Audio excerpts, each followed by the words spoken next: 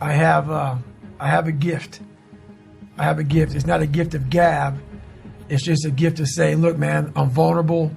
I'm very, very human. I'm not God's gift. I'm not Superman. I'm not Batman. I'm not even Robin. But I did figure out some things along my journey.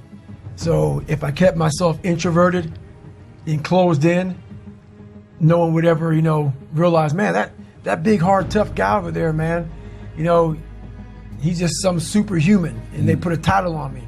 This way, I have to break myself down, let people know that anyone can be who they want to be. The biggest thing you have to do is shut off technology. You have to go dark. What I mean by that is you have to be quiet in your mind. Get away from people. We love being around people. We love talking. We love parties. We love all that shit. It's okay to be alone.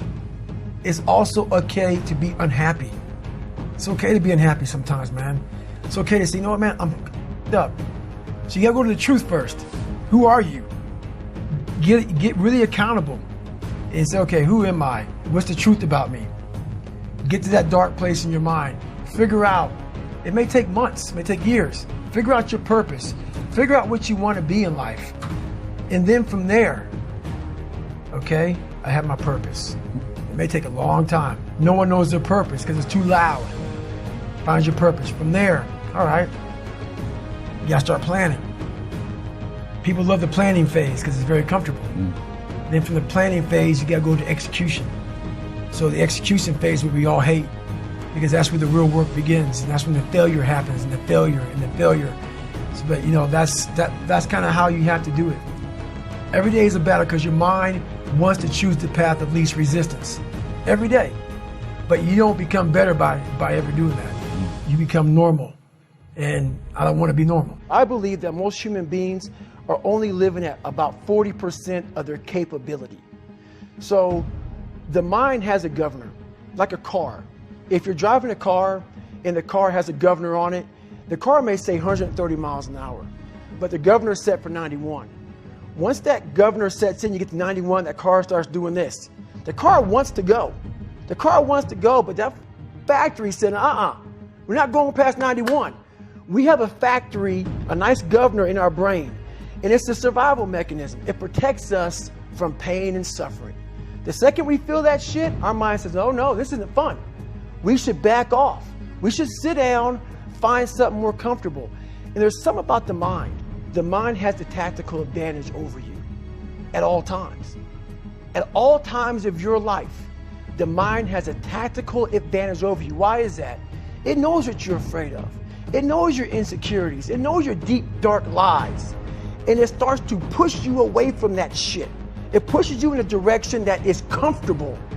The mind controls everything. So what I realized was that when I was growing up and I was 300 pounds and I got all fat and I got all insecure, I realized that my mind kept taking me in this direction. When things got uncomfortable for me, when I was facing my insecurities, I was facing my fears, my mind said, oh no, we have a tactical advantage. We need to get you, separate you from this feeling over here. Life's all about feelings. We want the happy feeling. We don't want that feeling of this sucks. Why am I here? And you don't have any, so you can't answer those questions, so you leave. I started realizing that if in that moment you can answer those questions and you are now in charge of your brain versus your brain ruling you, that's where all that stuff comes from. So the 40% rule is all of that. You get to 40%, your brain says, we're done. Let's roll, man. This is starting to get painful. This is uncomfortable. So you sit down. You have to figure out ways, and everybody's different. That's how the book kind of talks about, like we all have these things about, 5 steps to this and 4 steps to this. It's a lot more than that. That's all bullshit. It's a practice that you have to, it's a habit. So if you know that at 40%, I'm feeling pain. At 40%, I'm feeling pain. That's where the 40% rule kicks in. Now it starts. Okay, I'm feeling pain. My mind's saying all this shit to me. It's saying, get out of here, run, flee. The fight or flight kicks in. Okay, we're done. We're not good enough. It starts telling you all these things. You start to believe it because the mind controls all. This is the time where you have to gain control back of your mind. It's okay. Let me see if I can go 45%. And once you start giving yourself more and more hope and start realizing, okay, the mind starts to be, okay, what are you doing? We're supposed to be going right and you're going left. You start then controlling your mind. Start finding more in yourself. And then it goes from 40% to a lot further than that. But that's the start of it though. Get to the spot where your mind is saying stop. Whatever that is, you gotta get there first. And then that's when that shit starts to work for you. You gotta control yourself in that moment. I wanted that comfort zone that everybody looks for, that pat on the back. They don't want to hear all the bad shit. They want to hear everything that they're doing right. And I realized that's what kept me in this world. That's what kept me in this world of not accomplishing anything. So what I did was I became that big, bad, nasty motherfucker that you don't want to walk into at nighttime. I became the roughest critic in the world on myself. And that's what changed me. I literally saw myself in the mirror. I saw the truth versus saying, my dad did this to me from beating me, kids in school from calling me nigger did this to me, my life did this to me, my broken foundation did this to me. I took that and said, you know what? Well, some people may help this happen, but now I have to own this. No one's gonna come back to save me. No one's gonna come back on the fucking couch and say, hey, it's okay. You're gonna be okay. No, I'm not. I'm not gonna be okay. I had to realize I had to take a stand. I had to make a real stand. And it was painful to look at who I was, what the world and myself created. It created a very lonely, depressed, insecure man that would do anything just to have a friend. And I saw that as very pathetic. When you look at the truth, it becomes very ugly and pathetic. And so what I realized is for me to become the man I wanted to become, I saw myself as the weakest person God ever created. But I never blamed God for anything he did to me. So I wanted to change that to be the hardest man ever created. Am I that? I don't know, but you had to have a goal. And my goal when I was sitting there, not going to school, being bullied, having no self-esteem, my goal was the only person that's going to turn this person around is me. The only way I can turn it around is put myself through the worst things possible a human being can ever endure. And that'd be the only way that I can build this brain to handle anything that comes in front of it, callousing my mind through pain and suffering. As humans, we want to find out how to be someone else. What we don't do is we don't go inside. So literally turn yourself inside out. Read the book that says, like we're writing a book every day of our lives, but we never read that book. So what I would challenge this young man or young woman to do is you have to look inside of yourself to see what you really want. What are you passionate about? We use these words and these little phrases of only the strong survive and all this other crap. They're all just words. I get so tired of hearing people just talking. Like right now, someone may think Goggins is just talking. You don't know me. So when I speak from passion. I speak from experience. I speak from suffering. I have to tell this young man or woman that the only way I believe, and this is just my experience in life, the only way you're ever going to get to the other side of this journey is you have got to suffer to grow. To grow, you must suffer. And some people will get it and some people won't. But they have to see what their journey is to start their journey. Several people live to be 100 years old and they have great lives and they have great kids. Their kids go to college and all sorts of stuff.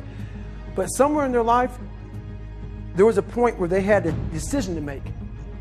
They can go left or right on this path. Left was the easy route. Right was the hard route. A lot of people take the easy route. And they had a good life that way, but the better life was going to the right side. And you may have 20 years of pain and suffering to get past it, but a lot of us die never truly starting our journey. And I would tell this young person, you gotta start your journey. It may suck, but it will come out the other side where you're coasting. I remember that moment like it was yesterday. I was a fat guy trying to be a Navy SEAL now, and my life had come to this crossroads where I'm like, man, you have to go right. And no one was going right. Everybody was going left. I'm like, you have to go right. And to know the pain and suffering I was about to endure by going right, the amount of accountability and failure I was going to witness and suffer by myself, alone on this journey. It was daunting. So think about this. I put everything on David Goggins to be a Navy SEAL. It's like going to the crap table with your last $1,000. And you say, you know what? I'm going to put everything on this, on black. And hopefully I win. If not, I'm broke. I put my whole life, a guy that was scared of water, a guy that taught himself how to read and write, on being one of the hardest motherfuckers on the planet. Think about that shit. A guy that came from nothing. I put my whole life, and I'm going to go out here and put everything on David Goggins to be a Navy SEAL. Not to go be a Boy Scout or some shit, a Navy SEAL. And I look at that, and I did all this shit just to get the opportunity to succeed. That's what people don't understand, man. People see the end result. I remember that guy saying, my God, man, I can't believe what I've just done. I put everything, ruin relationships, ruin this, ruin that, put everything on. In fact, I have to become someone in this world, or I'm no good for anybody. Where does that come from? Where did that compulsion, that drive? It comes from a disgusting place of not being fulfilled in your life, of afraid of dying, having never accomplished anything. That's a fear that some people run away from, that people don't want to face.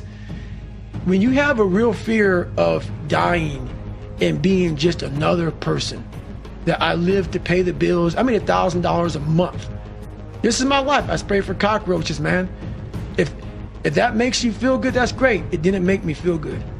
I wanted to, the first time in my life, after 26 years, it was 24, 25, wherever I was, I wanted to feel good about myself.